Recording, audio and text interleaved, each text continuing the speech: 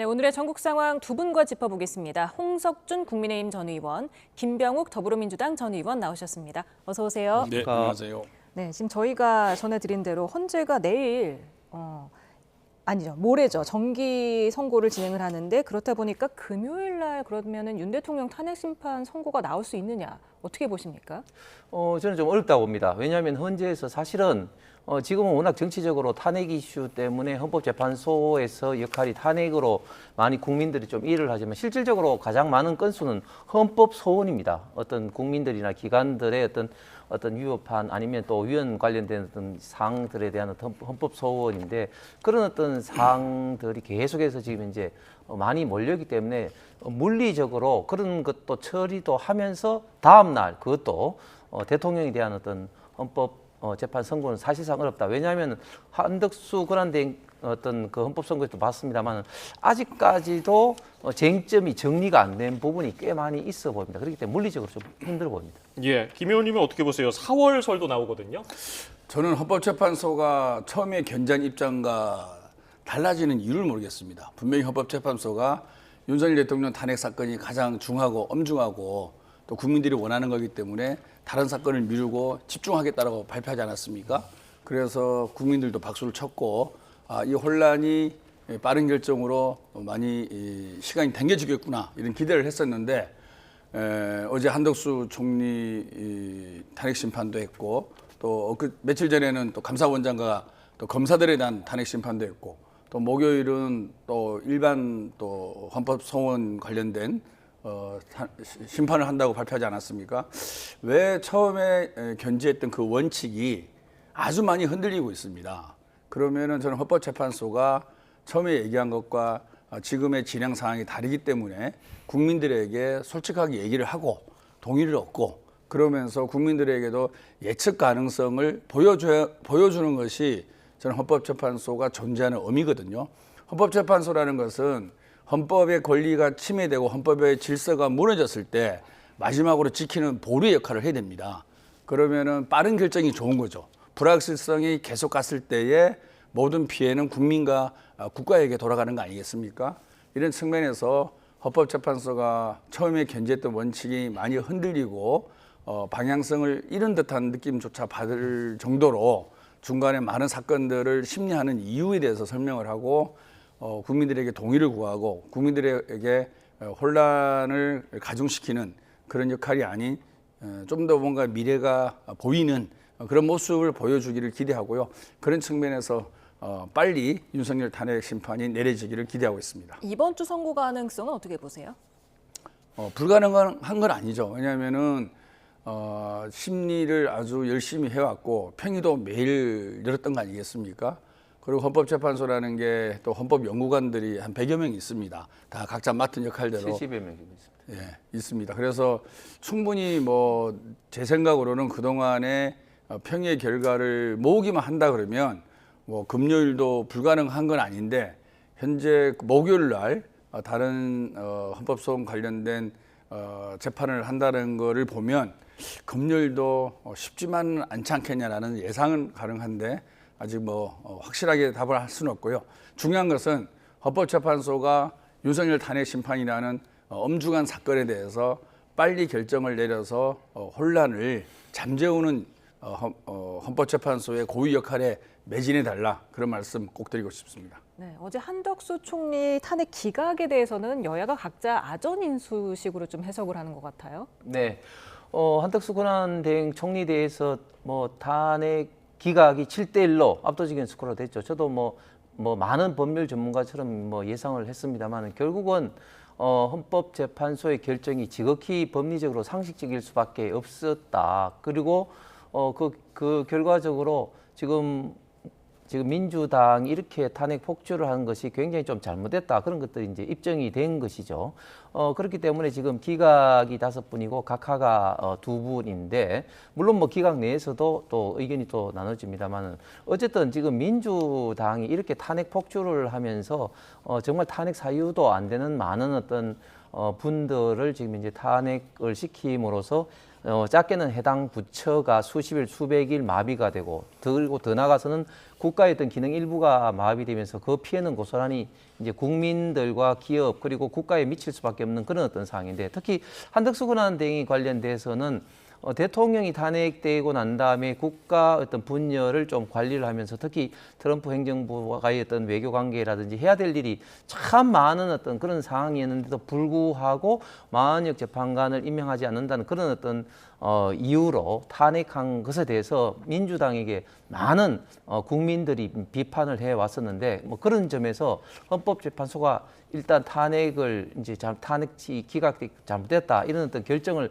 내린 것에 대해서 저는 민주당도 당연히 좀 반성도 하고 그게 좀 성찰을 좀 해야 될 것 같은데 여기에 대해서는 민주당이 이런 어떤 방구 한마디 없다, 사과 한마디 없다. 저는 이런 것들이 너무 본인들의 어떤 권한만 남용하면서 국가에 미치는 피해는 너무 무관심한 게 아닌가 이런 좀 생각도 듭니다. 사과하지 않는다는 비판에 대해서는 어떻게 생각하십니까?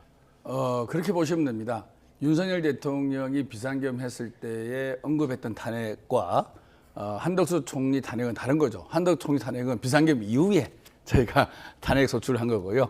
윤석열 대통령이 얘기하는 소위 출탄핵은 비상겸 전 아니겠습니까? 그래서 그거는 좀 다르다는 말씀을 드리고 저희 당 입장에서도 답답한 측면이 많습니다. 국회에서 많은 일을 할 수 있을 것처럼 보이지만 실질적으로 국회에서 과반수의 의결을 통해서 법안을 통과시켜도 대통령이 거부하면 통과 안 되지 않습니까? 그리고 인사청문을 통해서 많은 잘못과 능력 없음이 드러나도 대통령이 인사권을 행사하면 그분은 장관이 됩니다. 그리고 국회에서 예산도 정부가 편성을 하고 국회에서는 삭감할 권리만 있고 정액을 하려면 정부의 또 협조를 동의를 얻어야 됩니다.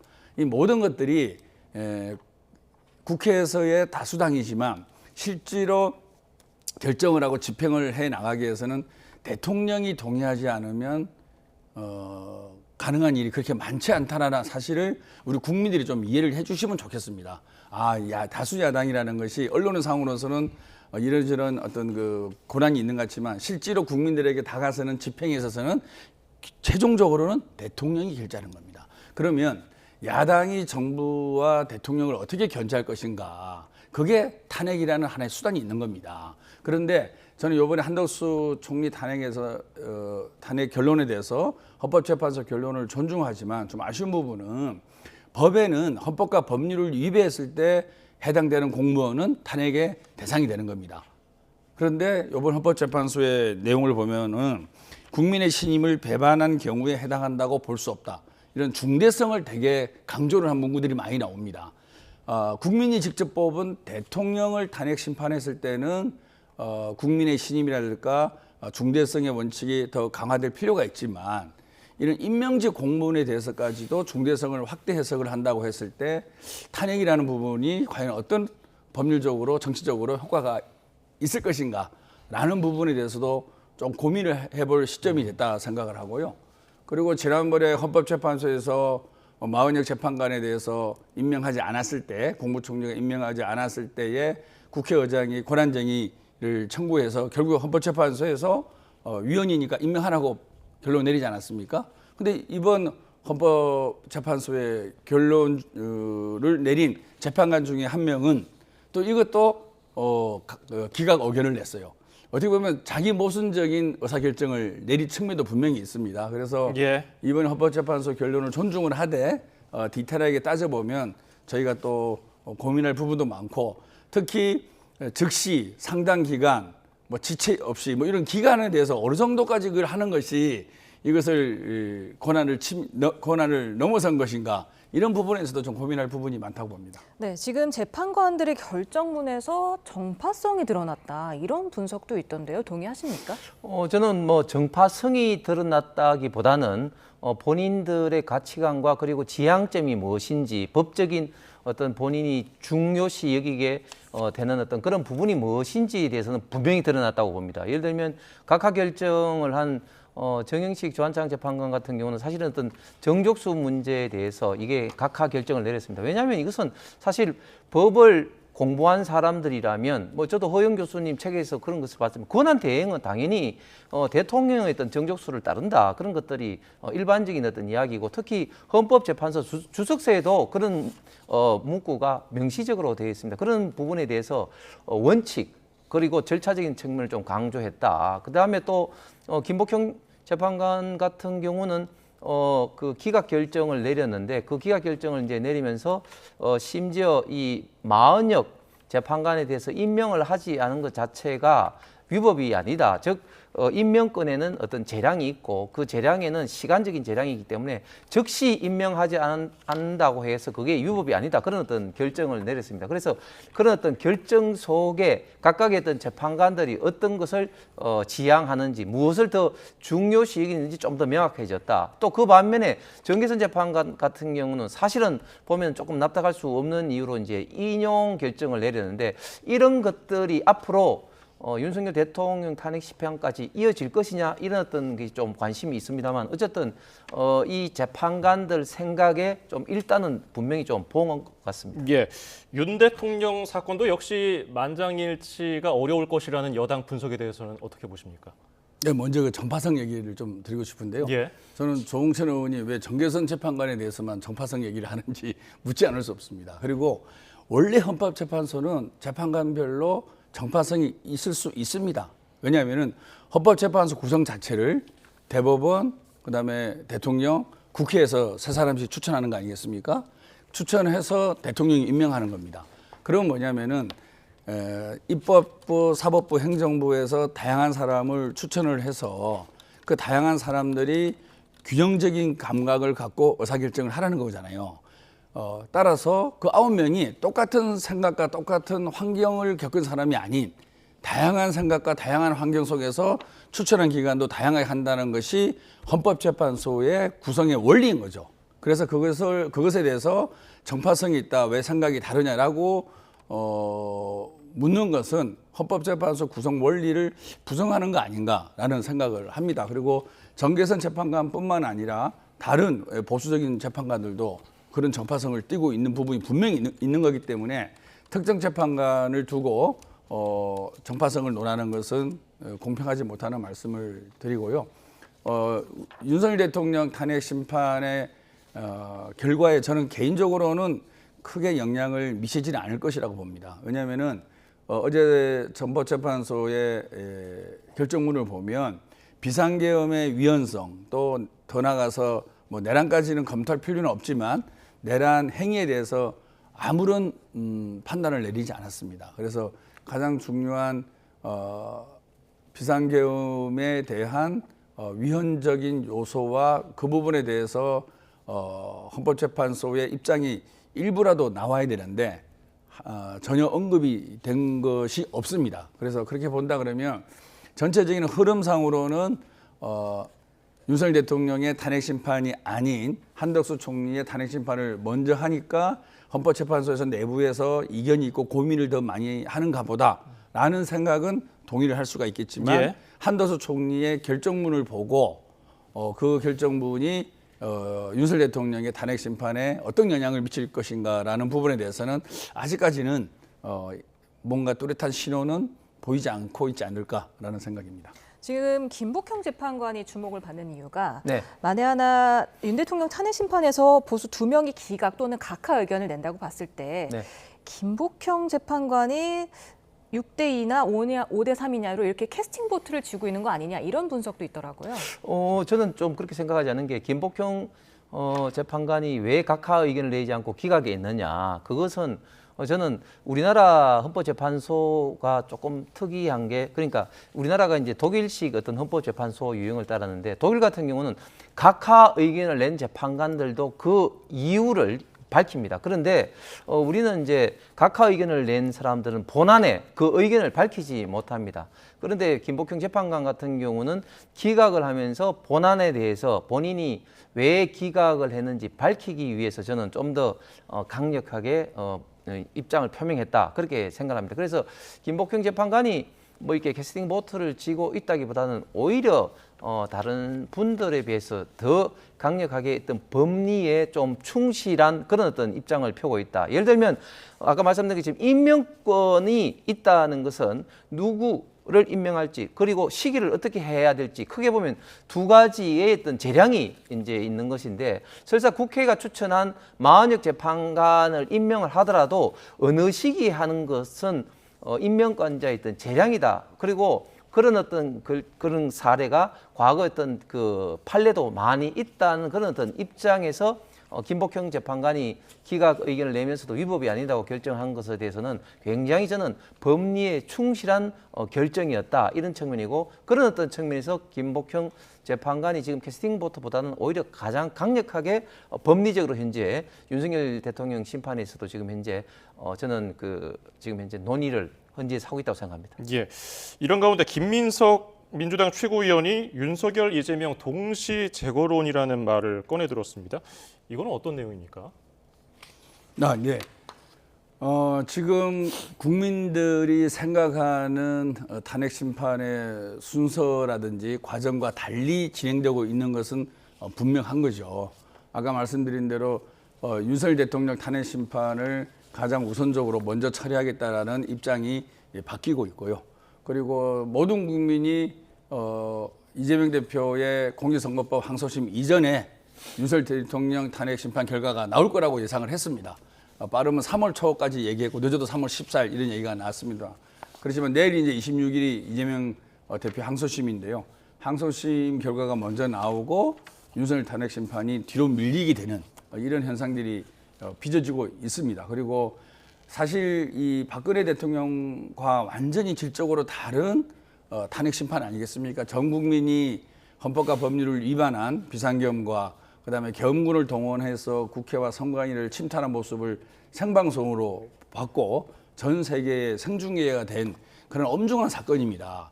그럼에도 불구하고 이런저러한 법논리 또는 법기술을 동원해서 계속적으로 탄핵 심판을 끌고 가고 있는 거 아니겠습니까? 그런 과정 속에서 윤석열 대통령의 탄핵은 기정화하고 윤석열 대통령의 탄핵은 이것은 불가피하다. 반드시 탄핵될 수밖에 없다라고 생각하고 보수 기득권층이 야당의 가장 강력한 이재명 대표에 대해서 법리가 아닌 정치적으로 또는 뭔가 그림을 그려가면서 접근하고 있지 않을까라는 우려를 일부에서 하는 것은 사실이고 또 김민석 수석 최고위원이 지난 계엄령이 발표될 수도 있다라고 예측을 한 것이 맞았지 않습니까? 작년에. 그런 걸 본다 그러면 충분히 이런저런 얘기를 듣고 아마 저런 입장을 발표하지 않았을까 싶고요. 상당히 저희들도 긴장감을 늦추지 않고 지속적으로 이런 문제에 대해서 살펴봐야 될 거로 생각합니다. 네, 지금 민주당이 윤 대통령 탄핵 심판이 좀 늦어지는 데 대한 좀 초조함을 보이면서도 또 마흔여 헌법재판관 후보자 임명을 계속해서 재촉하고 있습니다. 한덕수 총리 탄핵 기각 결론이 나왔지만 민주당은 한 총리가 마흔여 헌법재판관 후보자를 임명하지 않으면 파면 사유에 해당한다고 주장했습니다. 여야 입장 들어보시죠. 이재명 민주당 세력은 100배 사죄를 해도 모자랄 판에 한덕수 대행이 복귀하자마자 마흔역 후보자 임명을 압박하며 재탄핵 가능성을 시사했습니다. 헌정사상 최초로 대통령 권한대행을 탄핵시켜놓고 그 권한대행을 다시 재탄핵하겠다는 것입니다. 그야말로 집단 광기가 극단으로 치닫고 있습니다. 위헌 판단이 나온 지 오늘로 26일째라는 점을 감안하면 한덕수 총리가 즉시 마흔역 재판관을 임명하지 않으면 파면 사유에 해당한다는 뜻입니다. 한덕수 대행은 헌재 결정 취지대로 오늘 당장 마흔역 재판관을 임명하길 강력하게 촉구합니다. 헌법재판소는 윤석열 탄핵심판 선고를 즉시 내려야 합니다. 선고가 지체될수록 헌재에 대한 신뢰와 권위는 손상될 수밖에 없습니다. 민주당이 이렇게까지 마은혁 헌법재판관 후보자 임명을 강행하라고, 그러니까 신속하게 임명하라고 하는 이유가 뭘까요? 예, 그만큼 지금 헌법재판소 어떤 평의 어떤 내용이 그 민주당의 애초에 어떤 기대대로 지금 움직이지 않고 있다는 것이죠. 상식적으로 생각해 볼 때도 만약에 이제 그 8대0 어떤 탄핵 인용 어떤 기대 내지는 그렇게 움직임이 있으면 마은혁 재판관에 대한 어떤 그런 어떤 임명 촉구를 저런 식으로 강력하게 할 필요가 없는 것이죠. 우리가 시간을 돌이켜 보면 3월 초까지만 하더라도 민주당이 굉장히 좀 느긋했습니다. 당연히 이제 볼 것도 없이 8대0 인용이다. 뭐 이렇게 생각을 해서 예를 들면 이재명 대표 같은 경우는 BBC라든지 외신 인터뷰를 하고 그리고 전국 뭐 다니면서 마치 뭐 대통령이 다 된 것처럼 그렇게 행동을 했고 그리고 민주당 의원들도 여기에 대해서 별다른 그런 이야기들이 없었습니다. 그런데 3월 초순이 이제 넘어가니까 예상 외로 지금 현재 헌법재판소에서 탄핵 인용이 안 될 수도 있겠다. 지금 현재 기각각하였던 이야기들이 많이 나온다. 이런 어떤 분위기를 좀 감지했기 때문에 그때부터는 계속적으로 이제 현재 이제 압박을 가하면서 특히 마은혁 재판관의 어떤 임명을 뭐 촉구하고 있는 것이죠. 그런데 저는 조금 전에 박찬대 원내대표 이야기를 보고 참 저는 정말 기절초풍할 뻔했는데 지금 마은혁 재판관 임명하지 않은 것이 탄핵 사유가 아니라고 해서 어제 그 한덕수 권한대행 총리에 대해서 탄핵 기각이 됐는데 또 다시 탄핵을 시킬 수 있다. 이런 식으로 이야기를 공당의 원내대표가 하는 것은 저는 정말 이거는 단순한 협박에 저는 불과하다. 아니 어떻게 또 탄핵 기각이 나온 그 한덕수 권한대행에 대해서 저런 식으로 또 이야기를 할 수가 있는 건지 정말 저런 식으로 만약에 저는 뭐 시도를 하지 않을 거라고 봅니다만은 최상목 권한대행까지도 지금 현재 또 탄핵 발의를 해가지고 지금 현재 30번째고 또 만약에 또 한덕수 권한대행까지도 또 탄핵 발의를 하면 31번째인데 뭐 베스킨 라빈스 31을 좋아해서 그런지는 모르겠지만 이런 식으로 계속해서 하면은 어떻게 하겠다는 거냐. 그런데 또 민주당은 뭐 탄핵 발의는 뭐 국회에 어떤 권한이다 이야기하는데 1948년 대한민국 정부가 수립되고 문재인 정부 때까지 탄핵 발의가 된 게 총 21건입니다. 그것은 그만큼 탄핵이라는 것은 상권 분립에 있어서 아주 예외적으로 입법부가 사법의 어떤 영역에 어떤 권한을 행사하는 것인데 그만큼 신중하게 하라는 것이죠. 그런데 지금 벌써 30번이나 탄핵 발의를 하고 그런데 예. 벌써 9대 빵 아닙니까? 탄핵 기각이 계속 줄줄이 지금 줄기각이 되고 있는데 여기에 대해서 반성은 그냥 또 한덕수 권한대행이조차도 이렇게 탄핵을 할 수도 있다고 협박을 하는 것에 대해서 저는 국민들의 전 심판을 받을 거라고 생각합니다. 김 의원님은 어떻게 보십니까? 네, 헌법재판소 재판관 중에서 4분인가 이 헌법재판관의 임명을 지연하는 것이 잘못됐다라는 판결을 내렸고요. 또 한 분은 10일 이내 10일밖에 안 지났는데 위법하지는 않다 이런 판결을 내렸거든요. 다시 말해 10일 정도 지나가면은 내려야 된다는 결론 아니겠습니까? 그러면 헌법재판관 8분 중에 5분 정도는 이 부분에 대해서는 상당히 원칙적 입장을 견지하고 있고요. 지난번에 헌법재판소에 있어서도 최상목 권한대행이 임명하라라고 헌법재판소에서 결정을 내린 거 아니겠습니까? 박찬대 원내대표가 얘기하는 것은 한덕수 총리가 탄핵 소추안이 발의됐을 때 시점하고 지금 벌써 3개월이 정도 지났습니다. 그러니까 아무리 임명해야 된다라고 앞에 즉시나 상당 기간이라는 수식어가 없더라도 이 정도면 무조건 한덕수 총리가 복귀하고 나서 마은혁 재판관을 임명하는 것이 헌법을 수호하는 국무총리로서의 가장 기본적인 임무고 앞으로 한덕수는 헌법을 잘 수호하겠습니다라는 의지를 국민에게 보여주는 하나의 바로미터가 되는 거죠. 그것을 마은혁 재판관의 임명으로 본 것이지 이것을 다른 정무적으로 정치적으로 해석한 것은 전혀 아니다. 그리고 헌법에 의해서나 관련 법에 의해서나 헌법재판소의 판결에 의해서나 저는 한덕수 총리가 마은혁 재판관을 빨리 임명하는 것이야말로 제대로 헌법 수호자로서의 의무를 가지는 겁니다. 지금은 우리나라 법과 법률이 너무 어려워졌어요. 모든 국민이 다 사법시험을 보는 것 같아요.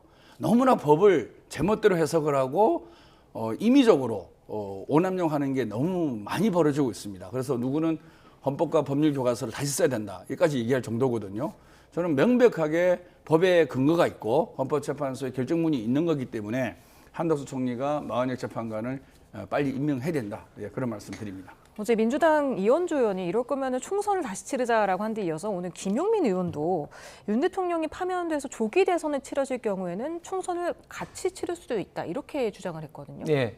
이현주 의원이나 또 그리고 많은 또 국민들 특히 이제 저희 이제 국민의힘에서는 그동안 그런 좀 주장을 해왔었는데 지금 여야가 아주 극심한 이런 어떤 대립 상황 속에서 국민들에게 많은 좀 걱정을 좀 끼쳐드리고 지금 심지어는 지금 이제 줄탄핵으로 인해서 국가가 지금 이제 마비되는 이런 상황 속에서는 입법부도 다시 한번 국민의 좀 심판을 받아보자 그러면서 다시 이제 세팅을 함으로써 이제 여야의 어떤 협력을 더 좀 해보자 뭐 그런 어떤 취지인 것 같습니다. 그런데 제가 볼 때는 지금 이현주 의원의 발언에 대해서 민주당에서 오히려 굉장히 좀 많은 어떤 반발을 좀 받고 있고 개인 의견이라고 지금 현재 평가 절하를 좀 하고 있기 때문에 민주당 내에서는 좀 반향보다는 오히려 저희가 볼 때는 좀 사적으로는 이현주 의원에 대한 어떤 비판 여론이 좀 더 있지 않나. 그런데 우리 우파 보수 진영 특히 국민의힘에서는 지금 쌍수를 들고 지금 환영하는 분위기죠. 예. 말씀하신 대로 여당 일부 인사들은 이 의원 총사퇴에 대해서 환영한다는 입장도 냈거든요. 어떻게 보십니까? 지금 윤석열 대통령 탄핵 심판이 끝나지 않았는데 의원 총사퇴를 얘기하는 것은 저는 조금 맞지 않다 생각합니다. 지금은 대한민국이 지금 많이 어지럽고 앞으로의 항로를 어떻게 갈지 혼란을 겪고 있는 거 아니겠습니까? 이 와중에 다시 의원직을 다 총사퇴하고 선거를 치르자라고 얘기하는 것은 입법부로서는 되게 무책임한 말이 될 수도 있는 거죠. 그래서 일단은 지금 우선적으로는 윤석열 대통령 탄핵 심판이 제대로 결정이 날 수 있게끔 입법부에서 힘을 모아서 이 문제를 다 해결한 이후에 머리를 맞대고 우리가 어떻게 앞으로 해나가면 좋겠냐는 길을 열어야 된다고 생각하고요. 이현주 의원이나 김용민 의원의 기본 생각은 입법부로서의 국회의원으로서의 책임감의 발로죠. 정말 나라가 이 모양 이 꼴로 돼 있는데 국회의원 배지 달고 있는 것이 무슨 의미가 있고 이것들이 어떤 의미를 가질 것인가라는 자책도 하고 또 우리가 뭔가 대한민국의 미래를 위해서 책임 있는 국회의원의 모습을 보여줘야 되는데 현재 아무런 힘이 없고 헌법재판소와 사법부가 모든 것을 다 결정하는 그런 대한민국의 정치 구조가 돼버린 거죠. 정치의 사법화가 너무 심해지다 보니까 국회의원으로서의 자괴감 그리고 책임감, 이 책임감을 살려야 되겠다. 그런 측면에서 나온 얘기라고 해석하고 싶습니다. 네, 방금 들은 속보 하나 전해드리고 계속해서 얘기 이어가겠습니다. 네, 지금 경북 의성 산불 여파가 고속도로까지 번지면서 의성 일대 고속도로가 모두 차단됐다는 소식이 들어왔습니다. 예, 중간고속도로 의성 나들목에서 예천 나들목 그리고 서산 영덕 고속도로 서의성에서 영덕 나들목도 역시 전면 차단됐다는 소식이고요. 관련 소식은 이어지는 뉴스에서 추가로 전해드리겠습니다. 네, 지금 일단은 이번 주가 슈퍼 사법 위크라고 불리는 이유가 또 내일 이재명 대표 공직선거법 항소심이 오후 2시에 있잖아요. 네. 어떻게 예상하십니까? 예, 저는 이재명 대표가 지금 워낙 많은 어떤 사법 이슈가 있어서 국민들이 뭐 사실은 잘 이해도 못하실 거고 또 이해하고 싶지도 않으실 것 같은데 일단 크게 보면 뭐 대장 등을 비롯한 어떤 건이 있고 또 대북 불법 송금 건도 있고 또 위정교사 건도 있습니다만 가장 그래도 지금 이제 그 속도가 지금 빨리 나가는 편이 이제 공직선거법 관련입니다. 공직선거법도 그래도 1심만 하더라도 2년 2개월이 걸렸죠. 지금 항소심은 그나마 그래도 법이 정한 633 원칙을 맞추기 위해서 4개월째 이제 선고를 할 예정에 있는데 저는 1심과 그렇게 다르지 않을 거다. 1심에서 결국은 이제 백현동 사건과 그리고 이제 김문기 처장을 모른다는 두 가지 이슈에 대해서 일단 백현동 관련해서 관련된 이제 식품연구원의 이제 부지 이제 소유자 그리고 성남시 관계자들이 이제 나와서 증언을 하면서 이 부지의 종 상향 즉 종을 그때 무려 4단계나 상향을 했는데 이 상향이 국토부의 협박 때문에 아니었다는 것을 이제 증언을 좀 했고 그리고 김문기 처장을 모른다는 부분에 대해서도 결코 이재명 대표에게 유리하게 좀 진행을 하지 않았습니다. 그렇기 때문에 1심에서 있던 징역형 1년과 이제 집행유예 2년이 나왔는데 이 징역형이 이제 유지될지는 모르겠지만 그러나 최소한 100만 원 이상의 당선 무효용은 확실히 선고될 수밖에 없다. 그리고 1심과 유사한 징역형으로 될 가능성도 저는 굉장히 이제 많이 보입니다. 그렇게 되면 이재명 대표의 어떤 항소심 결정 이후에 민주당의 어떤 지지자들, 특히 어떤 대선 후보로서 지금 현재 민주당에서는 이재명 대표만 사실상 유일무이한 상태인데 굉장히 이재명 대표로 계속해서 가도 되느냐 하는 어떤 걱정과 그리고 다른 어떤 주자들 간의 어떤 갈등이 굉장히 저는 폭발할 가능성이 있다고 봅니다. 예, 내일 2심 어떻게 전망하십니까? 네, 저희는 뭐 이재명 대표 본인도 그렇고 무죄를 확신하고 있습니다. 원래 공직선거법이라는 게 당선자를 규제하는 법입니다. 불법으로 당선된 사람에게 앞으로 불법으로 당선되면 당선 무효이 생기니까 조심해서 그리고 법을 지키면서 선거운동 하라는 취지거든요. 낙선자에게 공직선거법을 적용해서 피선거권을 박탈하는 경우는 아주 예외적입니다. 제가 기억하기로는 허경영 후보 정도만 해당이 됐었고 거의 해당이 되지 않고 있습니다. 그리고 잘 생각해 보십시오. 그러면은 대통령이 당선된 사람은 공직선거법을 위반해서 당선되면은 소추가 되지가 않습니다. 내란과 외환의 죄를 제외하고는 소추되지 않는 게 대통령이죠. 그러면 낙선된 사람은 기소가 됩니다. 이것을 어떻게 바라볼 것인가 라는 본질적인 물음이 있는 거고요. 두 번째는 허위사실 공표라는 것을 공표죄에 대해서 논란이 많이 있습니다. 타인의 낙선을 위해서 의도적으로 허위사실을 공표하는 것은 중한죄를 받는데 본인의 입장을 얘기하기 위해서 약간의 표현에 부적절성이 있다라는 것으로 인해서 공직선거법을 적용하는 것도 아마 우리 홍 의원님도 잘 아실 겁니다. 약간의 아주 논란이 많이 있습니다. 그런 측면을 먼저 말씀을 드리고요. 분명히 이 김문기를 몰랐다라는 부분은 기억에 관련된 부분이라서 지난번 재판에서 무죄가 나왔고요. 골프 부분은 이재명 대표가 골프를 쳤다 안 쳤다라고 얘기한 적이 없습니다. 다만 사진이 8명이 있는데 4명만 조작해서 발표를 하고 마치 골프를 친 것처럼 몰아간 거죠. 그래서 그거는 이재명 대표의 발언이 없었기 때문에 당연히 무죄가 될 것이고요. 국토부로부터 공문을 받아서 백현동 부지의 용도를 상향한 부분에 대해서도 정부의 공문이 오면 지방자치단체는 압력을 받을 수밖에 없습니다. 그래서 이재명 대표도 그 압력이라는 부분을 과하게 표현했다고 이제 인정한 경우도 있었는데 그런 표현에 약간의 경중을 갖고 대통령 후보의 피선거권을 박탈하는 거로 저는 선고를 내리지 않을 거라고 생각합니다. 그래서 이 부분에 대해서는 많은 전문가들도 논란의 여지가 상당히 많은 그리고 법리적으로 다툼이 여지가 있는 부분이 상당히 많이 있고 본인이 직접 발언하지 않은 부분을 갖고 기소를 한 부분 아니겠습니까? 그래서 공소장이 변경되기도 했습니다. 재판부의 명령에 의해서 검찰에게 공소장을 변경해달라. 왜냐? 명확하게 무엇을 기소하겠다는 것이 부족했기 때문에 공소장 변경이 생기거든요. 공소장 변경은 검찰에 불리한 사안입니다. 그래서 저는 무죄를 확신하고 있습니다. 오늘 말씀 여기까지 듣겠습니다. 홍석준 국민의힘 전 의원, 김병욱 더불어민주당 전 의원이었습니다. 감사합니다. 감사합니다.